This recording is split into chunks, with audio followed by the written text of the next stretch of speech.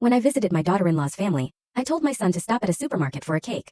I was just paying for a simple vanilla cake, a small indulgence I carefully budgeted for at the grocery store, when the cashier, an older gentleman perhaps in his 60s, suddenly grabbed my arm. His eyes fixed on mine, held an unnerving intensity, and he leaned in, whispering words that hit me like a physical blow. Something about my son, Owen, and his new family, a revelation so shocking it left me completely frozen, unable to breathe.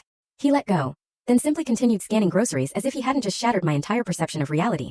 But I stood there, the receipt trembling in my hand, my mind frantically trying to process the venomous words now swirling in my head. I stumbled out the back exit, needing air, needing space to think. My heart hammered so hard against my ribs, I could actually hear it roaring in my ears. Could it be true? Could this stranger's chilling whisper actually be real? Or was it just a cruel misunderstanding from someone who knew nothing about my life? I had to know. So, I did something completely out of character. I decided to hide behind a row of smelly trash dumpsters near the parking lot. From there I could watch unseen. If what I'd heard was true, I'd see it with my own eyes. My name is Adeline Thorne. I'm 67 years old, and my entire life, I've poured everything into keeping my family together. I live alone now in a small downtown apartment, scraping by on a pension that barely covers the basic bills. Every single month I count those dollars multiple times, agonizing over what to spend them on, always putting others' needs before my own. My only son Owen married Sienna 3 years ago. From the very beginning I found her a little distant, cold even. But I pushed those feelings down, telling myself it was just shyness, that she needed time. Yet, as the months passed, I started noticing strange little things about her behavior, though I never dared say a word. I didn't want to cause conflict in Owen's marriage. Sienna's family, especially her father, Leonard,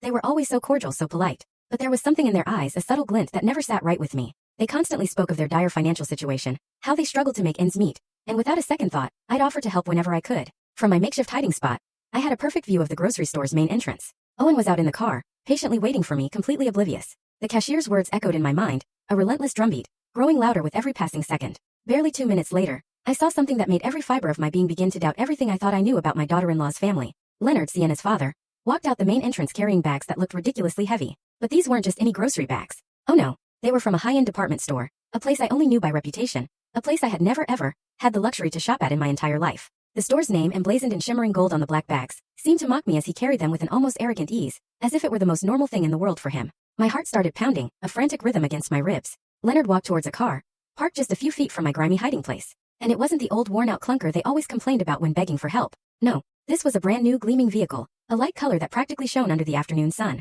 The tires looked factory fresh, the paint utterly flawless, not a single scratch anywhere. I watched him open the trunk in meticulous. Full story on the channel. Link below. Click now and watch what happened next.